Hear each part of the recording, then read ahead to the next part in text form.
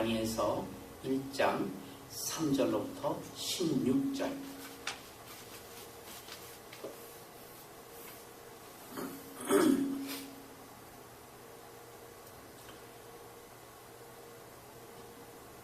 (1장 3절입니다) 왕이 환관장 아스부나스에게 명하여 이스라엘 자손 중에서 왕족과 귀족의 몇 사람 곧 흠이 없고 아름다우며 모든 재주에 통달하며 지식이 구비하며 학문에 익숙하여 왕궁에 모실 만한 소년들을 데려오게 하였고 그들에게 갈대아 사람의 학문과 방언을 가르치게 하였고 또 왕이 지정하여 자기의 진미와 자기의 마시는 포도주에서 그들의 날마다 쓸 것을 주어 3년을 기르게 하였으니 이는 그 후에 그들이 왕 앞에 모셔서 서게 하려 함이었더라.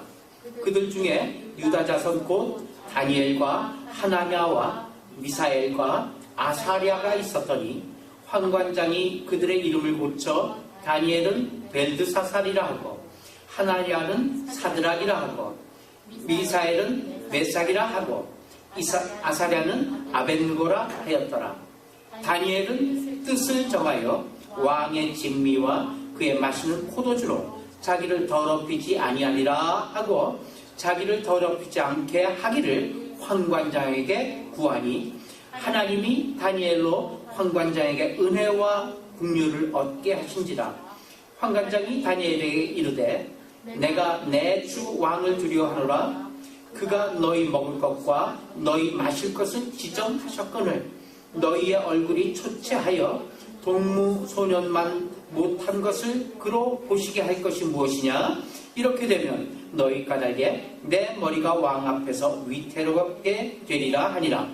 환관장이 세워 다니엘과 하나냐와 미사엘과 아사랴를 감독하게 한 자에게 다니엘이 말하되 청하오니 당신의 종들을 열흘 동안 시험하여 채식을 주어 먹게 하고 물을 주어 마시게 한 후 당신 앞에서 우리의 얼굴과 왕의 진미를 먹는 소년들의 얼굴을 비교하여 보아서 보이는 대로 종들에게 처분하소서 하매 그가 그들의 말을 좇아 열흘을 시험하더니 열흘 후에 그들의 얼굴이 더욱 아름답고 살이 더욱 윤택하여 왕의 진미를 먹는 소년들보다 나아 보인지라. 이러므로 감독하는 자가 그들에게 분정된 진미와 마실 포도주를 제하고 채식을 주니라.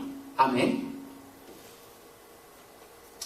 오늘 다니엘서를 가지고 믿음의 선을 긋자.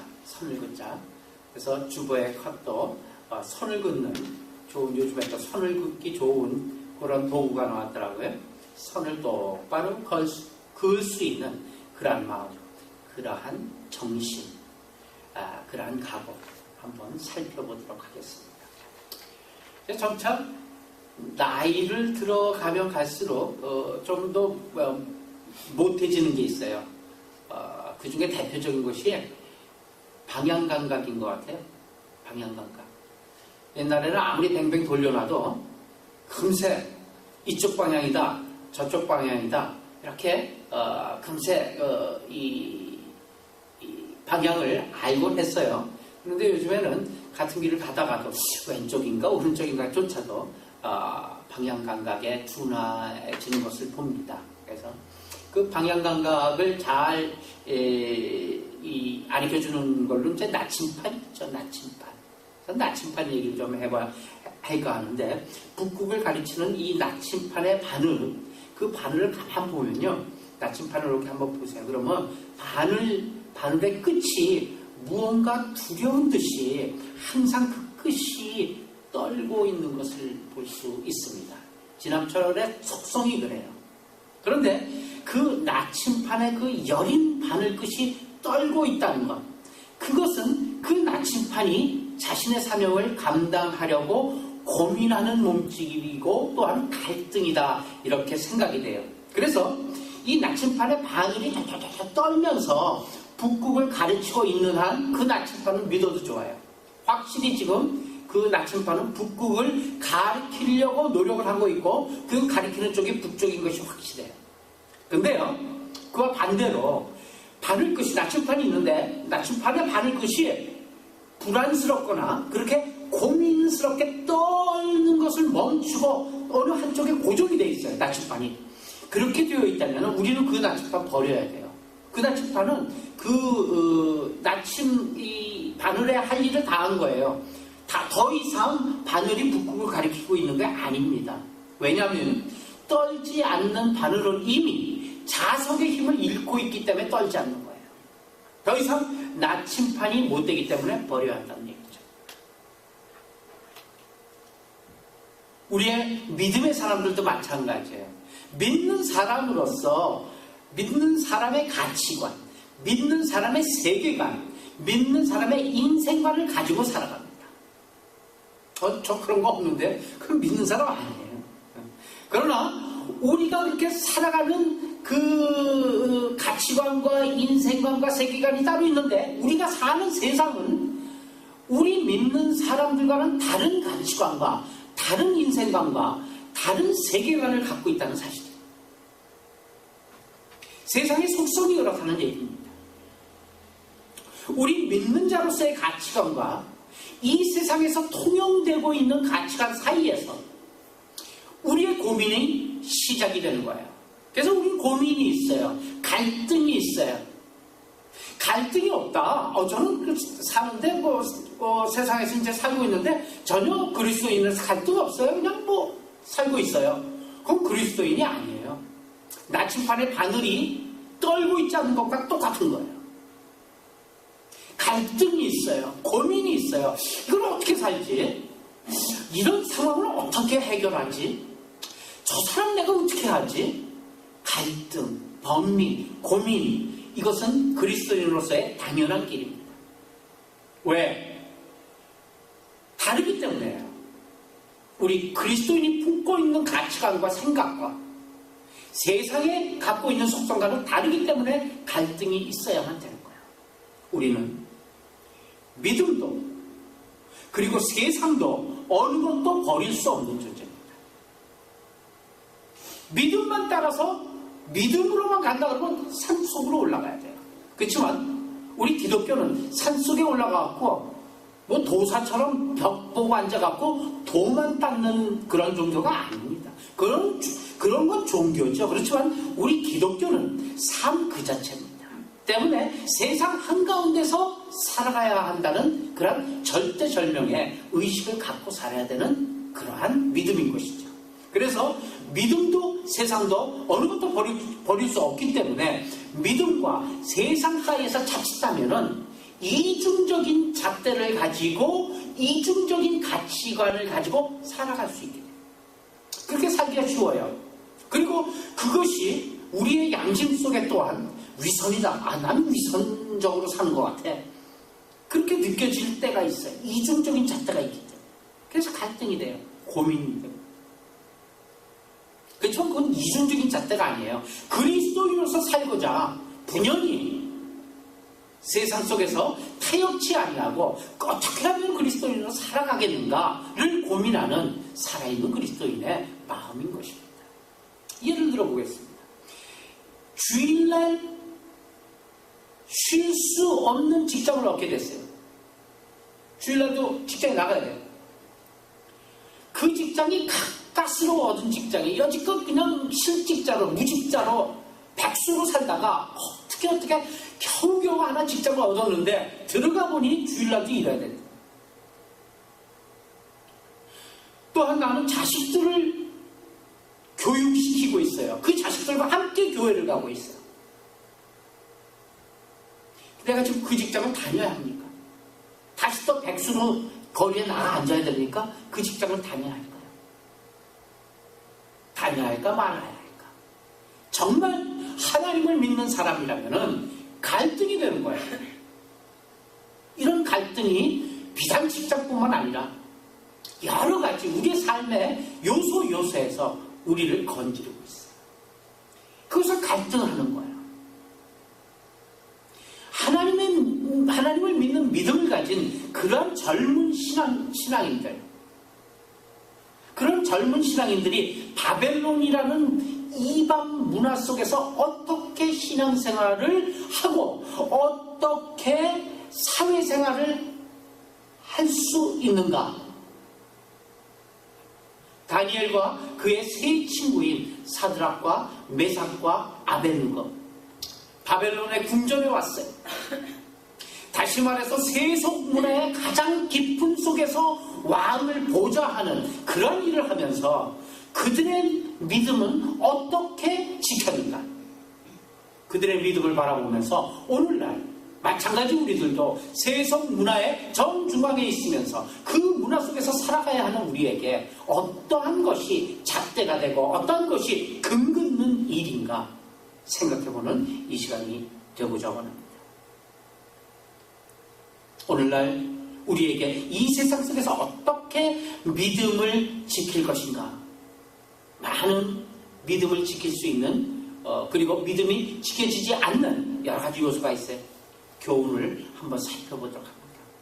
다시 한번 강조를 하지만 우리도 세상을 살면서 신앙을 지켜야 되는 거예요. 세상을 등지고 신앙을 지킬 수는 없어요. 뿐만 아니라 이 세상에서도 잘 살아야 돼요. 이 세상에서 못 사는 것은 없지 않아요. 요한복음 17장 15절을 갔다 오죠. 시작. 내가 비옵는 것은 저희를 세상에서 데려가시기를 위함이 아니요 오직 악에 빠지지 않게 보존하기를 위함이니이다. 요한복음에서 우리 예수님께서 십자가를 지시기 전날 밤에 하나님 앞에 깊고 깊은 기도를 드리는 기도 내용 중에 하나입니다. 예수님께서 원하시기를, 예수님께서 하나님께 기도하시기를 이들을, 이 세상에 있는 하나님의 사람들을, 다시 얘기하면 예수 그리스도의 제자들을 세상에서 데려가기를 원하는 게 아니에요. 데려가기를 위해서 내가 지금 이렇게 이들을 전도하고 이들에게 하나님의 말씀을 가르친 것이 아니에요. 데려가려면 벌써 데려갔어요. 그러나 데려가는 게 문제가 아니라 데려갈 때 데려가더라도 이 세상에서 남겨두어서 이 세상에서 빛과 소금의 직분을 감당하고 이 세상에서 하나님의 뜻과 하나님의 나라가 되기 위하여 이 세상에 남겨두어야 될 텐데, 그리하면은 이 세상에 있는 악과 대면에서 온전함을 유지해야 돼요. 그렇기 때문에 오직 악에 빠지지 않게 보존하기를 위해서 하나님께 지금 중보기도를 드리고 있노라, 이렇게 얘기하고 있는 것입니다. 주님이 하나님 앞에 기도할 때, 하나님, 내가 비옵는 것은 저들을 세상에 데려가기 위함이 아니라 세상에서 살며 악에 빠지지 않게 잘 보존되기를 위함이다. 이렇게 기도하신 주님의 말씀과 같이 우리가 세상에 사는 것이 하나님의 뜻입니다. 우리가 세상 속에 하나님의 나라를 건설하는 것이 하나님의 뜻입니다.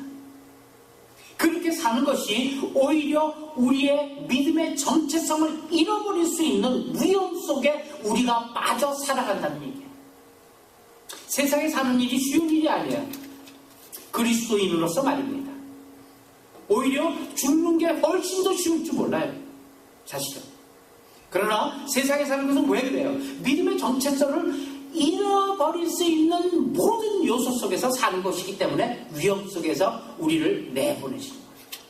사실 이 세상의 문화는 우리들의 삶 속에 들어와서 우리의 습관, 우리의 인생관, 그리고 우리의 믿음의 정체성을 다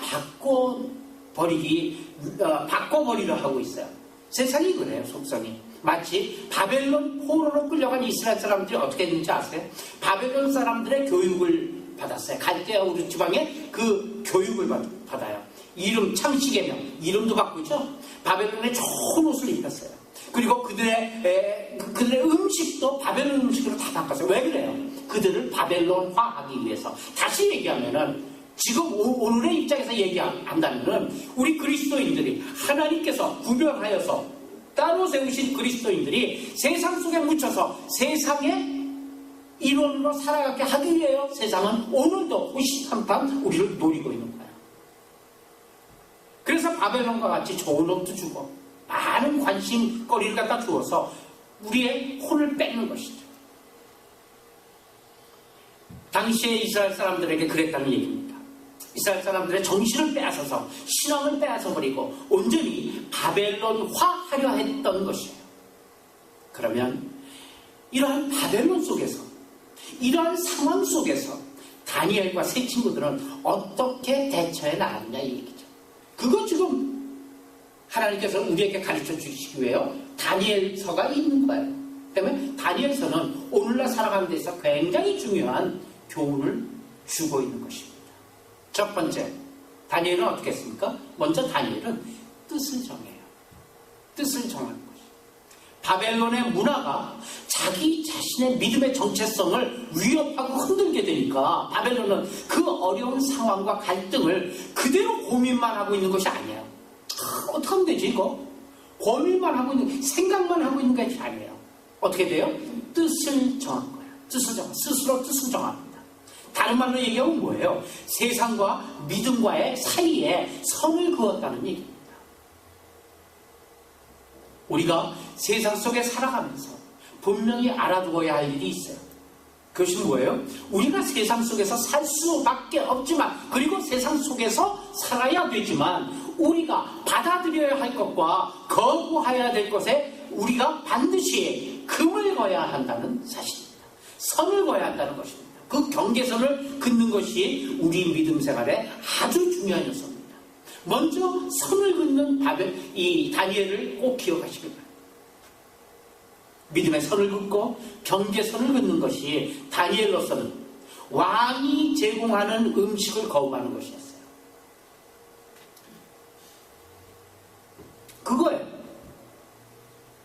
믿음의 정체성을 지키기 위해서 왕의 음식을 거부하는 거예요.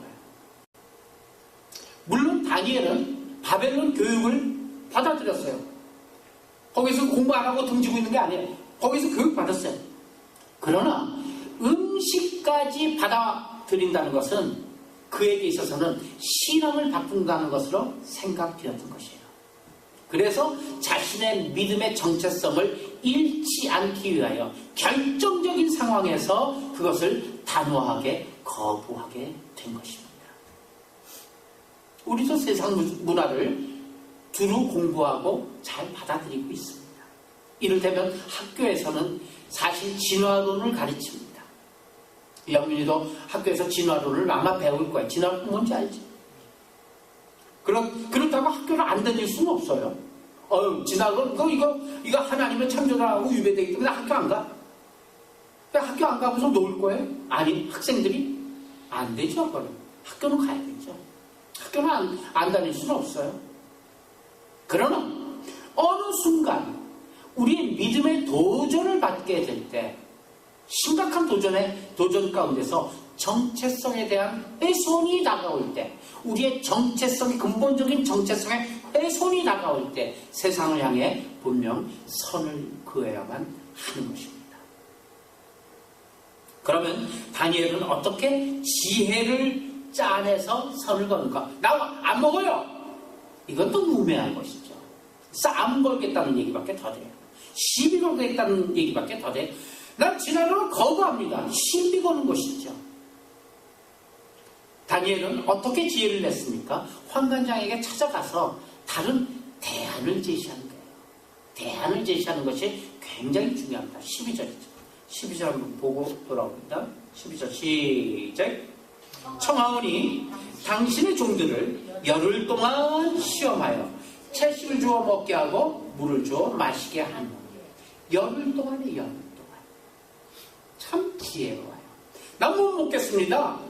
단식하는 것이 아니라, 환관장에게 대드는 것이 아니라 지혜를 짜는 거예요. 요거 한번 시험해 보시겠습니까? 그래서 그 결과에 따라서 한번 판단해 보시죠. 이런 얘기죠. 진화론하고의 싸움도 마찬가지예요. 여러 가지 방법이 있어요. 그들은 방법에 약해요, 사실은. 이 진화론자들은 영 고집 속에서 고함치고 있는 것이죠. 억측을 부리고 있죠. 그러나 그 억측은 가만 대안을 내고 지혜를 주면은 넘어지게 돼 있어요. 부서지게 돼 있어요. 근거가 없는 안을 주장하고 있기 때문에 금세 넘어지게 돼 있어요. 무너지게 돼 있어요. 자, 환관장에게 다니엘은 지혜를 냅니다. 열흘 동안만. 열흘 동안만 채식을 하겠다는 얘기죠. 그런데 열흘간 채식을 해서 내가 저 바벨론 소년들, 그러니까 육식을 먹고 있는 저 바벨론 소년들과 비교해서 누가 더 건강한가, 누가 더 얼굴빛이 좋은가 시험해보라고 그렇게 제안을 하게 됩니다. 이 환관장이 다니엘의 청을 들어줍니다. 그러셨구나 합니다. 그런데 갑자기 다니엘이 환관장님 열흘간만 한번 말미를 주시고 이거 좀 이렇게 한번 해보시겠습니까? 이렇게 갑자기 얘기해서 들어준 것은 아니에요. 사실은 다니엘의 성실함 때문에 청을 들어준 것을 잊지 말아야 돼요. 평소 다니엘이 언행이 성실했기 때문에 이 환관장은 다니엘의 부탁을 들어줬다는 사실이에요. 우리가 세상을 살면서 세상을 설득해야 돼요. 그렇죠? 세상 가운데 살아야 되기 때문에 세상을 설득해야 돼요. 근데 세상을 설득하려면 제일 먼저 중요한 게 뭘까요? 그것은 먼저 평소에 성실해야 된다는 사실입니다. 평소에 인정받는 삶을 살아야만 하는 것이죠. 평소에 사람들이 나를 성실하게 여겨서 내 말을 믿을 수 있도록 그렇게 해야만 돼요. 손해를 보게 하고 그렇게 하고 있다가 무슨 세상을 설득하려고 그러면 설득이 되겠습니까? 안 되죠. 싸움밖에 안 되죠. 그러나 오히려 손해를 봐주면서 양보해주면서 섬기면서 살고 있다가 그렇게 남들로부터 일반적으로 평소에 성실함이 인정되었을 때 그렇게 얘기하는 그 얘기를 갖다 거부할 세상은 없습니다. 우리는 성경을 보고 하나님을 보고 하나님을 믿지만 그러나 세상 사람들은 우리를 보고 하나님을 믿는다는 사실을 잊으시면 안 됩니다. 세상 사람들은 성경을 볼 기회가 없어요. 또 성경을 볼 수도 없어요. 볼 마음도 없기 때문에요. 때문에 우리가 믿는 믿음하고 조금 달라요. 처음에 도입 부분에 있어서 세상 사람들은 우리를 보고 하나님을 믿게 된다는 시작이에요. 우리는 이미 하나님의 자녀가 된 우리로서는 성경을 보며 하나님을 보며 그리고 하나님을 계속해서 그 믿는 믿음이 더해가지만 처음 시작은 그렇지 않을 거예요. 그렇습니다. 그렇기 때문에 우리를 보는 그 세상 사람들의 눈이 중요하기 때문에 이것이 중요한 거예요. 다니엘은 환관장에게 말했을 때 환관장은 뭐예요? 그의 말을 들었잖아요. 왜? 평소에 성실했기 때문에. 평소에 늘 세상을 향해서도 성실한 우리 모두가 되시길 예수님의 이름으로 축원합니다. 두 번째, 다니엘은 대안을 가지고 나갔습니다. 선을 긋되 그냥 마냥 선만 긋고 도도하게 담대하게 고집스럽게 주장하는 것이 아니었어요. 대안이 있어요. 대안. 항상 선을 긋고서는 두 번째 대안을 가지고 나갈 수 있어요. 나에게 10일간 채소를 먹게 해주십시오. 그것도 10일간입니다. 저 사람들은 고기를 먹게 해주세요. 그리고 누가 윤택한지 한번 비교해 봅시다. 그렇게 나갔어요. 그러고 나서 다니엘은 어떻게 했습니까? 기도했죠. 기도요. 세상을 향한 우리의 자세는 그래서 세 가지입니다. 세 가지. 오늘도 유효한 세상을 향한 우리의 대안, 우리의 자세. 그것은 세 가지. 첫 번째 뭐라고요? 첫 번째, 성실하게 살 것. 같이 따라합니다. 성실하게 살자. 시작. 성실하게 살자. 예. 성실하게 살자. 두 번째는 뭐예요? 두 번째는 믿음의 대안을 가질 것. 대안. 그렇죠? 믿음의 선을 그을 것, 그리고 믿음의 대안을 가질 것. 믿음의 선을 그을 것, 세 번째, 믿음의 대안을 가질 것. 그리고 마지막으로 네 번째는 뭐죠? 기도할 것. 이것이 세상을 향한 대안이 오늘 말씀의 가장 중요한 핵심 4가지입니다. 사실 다니엘이 바벨론 왕의 음식을 안 먹고 채식을 하겠다는 건 음식을 믿기 때문에 한 것은 아니에요. 요즘에 우리는 그래요. 영민이도 보게 되면 채소를 많이 먹더라고요. 건강을 위해서 채소를 많이 강조하고 있잖아요. 육식보다는 채식이 더 몸에 좋다. 이런 걸 갖다 강조하고 있고, 또 건강에 여러 가지 이 의학적인 결과도 가지고 채식에 대해서 우리 좋은 감정을 갖고 있어요, 우리가. 옛날에는 그렇지 않았죠, 사실은. 무슨 다니엘이 음식을 믿기 때문에 채식을 먹어도 얼굴이 번들어가고 괜찮은 것이라는 걸 믿기 때문에 이 제안을 한 것은 절대로 아닙니다. 음식을 믿기 때문에 한 거예요. 누굴 믿어요? 하나님을 믿기 때문에. 다니엘은 하나님을 믿기 때문에 그 하나님을 믿는 믿음에서 내가 어떤 걸, 다시 얘기하면 어떤 걸 하더라도 하나님께서 내 편을 들어주실 것을 분명히 믿기 때문에 먹는 음식 속에서 가장 월스한 케이스, 가장 안 좋은 케이스, 그것을 택한 거예요. 택하다 보니까 뭐예요? 풀만 뜯어 먹겠다 이 얘기예요. 풀만 먹겠다 이 얘기예요. 그럼 제일로 초췌해지지 않겠느냐 이 얘기죠. 그러나 하나님께서 뒤를 봐주시기 때문에 안 그럴 것이다라는 걸 믿는, 그 하나님을 믿는 믿음입니다.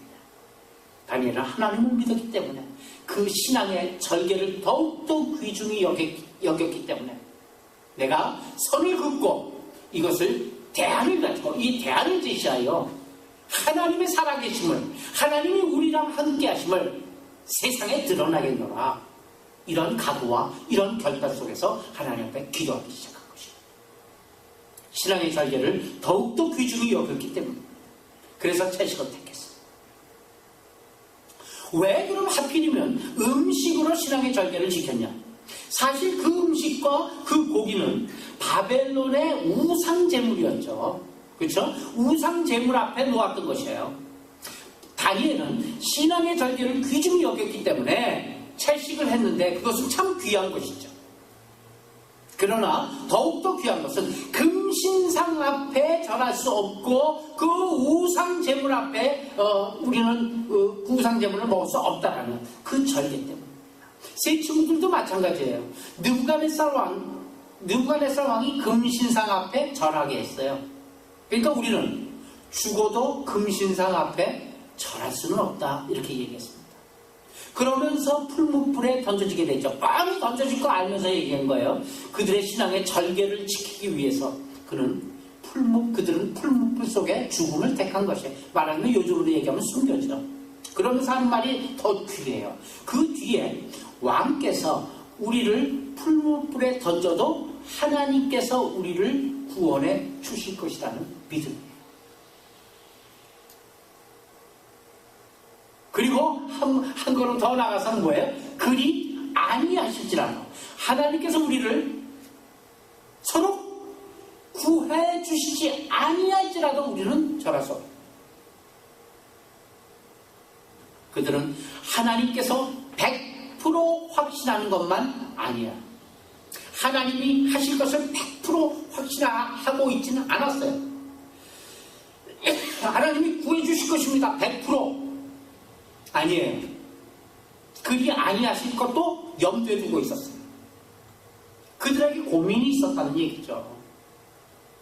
내가 이렇게 금신장에 절하지 않고 풀무 속으로 던져 들어가는데 만에 하나님께서 구하시지 않으면 어떡할 것인가? 고민이 되잖아요. 갈등이 되잖아요. 그 갈등이 뭐예요? 갈등의 끝자락이 그리 아니하실지라. 그리 아니하실지라. 죽을지도 모르는 두려움이 그들 속에 있었다는 얘기죠. 그러나 그들은 그 갈등 속에서도 그 고민 속에서도 결국은 절하지 않겠다라는 결론을 내립니다. 왜 그렇습니까? 왜 그렇습니까? 그들은 하나님의 응답보다도 누릴 복보다도 더 중요한 것에 신앙의 순결과 작정을 놓고 있었기 때문입니다. 이것이 중요한 것입니다. 하나님의 응답이 서로 없다 하더라도, 하나님께로부터 누릴 복이 없다 하더라, 더 중요한 것이 있으니 그것은 자신들의 하나님께 주신 자신에 대한 신앙의 순결과 작정이었습니다. 이것이 중요한 것이었어요. 이것이 바로 우리 자신과 하나님과의 관계인 것입니다. 바로 이것이 신앙이라고 성경은 이야기하고 있는 것입니다. 다니엘이 이 신앙의 절개를 지킨 것은 자신에게 있어서 하나님이 자신보다 더 소중했기 때문입니다. 내 자신에게 있어서 하나님이 나보다, 내 자신보다 더 소중하다는 얘기입니다. 다니엘의 세 친구 역시 마찬가지예요. 그리 아니하실지라도 절하지 않겠다는 그 절개는 무엇이냐면, 그들에게 그만큼 하나님의 말씀이 자기 자신의 실존보다 귀했기 때문이죠. 자기 자신의 존재보다 더 하나님의 말씀이 귀했기 때문에 그리 아니하실지라도 절하지 않겠노라 작정한 것입니다. 때론 우리는 이런 하나님에 대한 믿음의 순결, 그리고 믿음에 대한 작정 때문에 불이익도 받고 고난도 받고 괴로움도 올 수 있습니다. 믿음의 선을 그었기 때문에 모욕도 당하고 부끄러움도 당할 수 있습니다. 우리가 믿음을 지킨 대가가 반드시 100% 현실적인 보상만으로 나타나는 것은 아닐 수도 있다는 사실도 염두에 두셔야만 합니다. 하나님은 특별한 경우 도리어 고난을 당해 하나님께 영광 돌릴 수 있는 사람도 세우신다는 사실을 우리는 기억하고 있어야만 합니다. 이를테면 욥과 같은 경우 아니겠습니까? 욥의 고난을 통해서 욥은 고난을 통해서 하나님께 영광 돌린 대표적인 선수입니다. 물론 특별한 경우죠. 그러나 우리의 믿음의 절개를 굳게 지키면 하나님께서는 10중 8구 그 사람을 도우십니다. 현 세상에서 도우십니다. 버려두시지 않겠다고 약속했기 때문입니다. 그 어려움을 잘 감당하고 나면 하나님은 그들을 붙들어 주실 것입니다. 도와주실 것입니다. 15절 같이 읽습니다. 15절 시작. 열흘 후에 그의 얼굴이 더욱 아름답고 살은 더욱 윤택하여 왕의 진미를 먹은 모든 소년보다 나아 보인지라. 할렐루야. 하나님께서 도와주십니다. 내 믿음의 정체감을 상실할 수 있을 때, 내 믿음의 손해를 보게 되었을 때, 믿음의 선을 그은 자만이 하나님 살아계신 분을 체험하게 될 것이요, 그리고 하나님의 사랑이 어떠한 사랑이었나를 간증하게 될 줄 믿습니다. 내 믿음의 정체감, 내 믿음의 정체감에 선을 긋고, 그리고 내 믿음의 정체감에 결단을 가지고 하나님 앞에 기도하며 하나님께서 도우시고 하나님께서 인도하시는 실제적인 하나님의 손길을 느끼는 우리 모두가 되시길 예수님의 이름으로 축원합니다.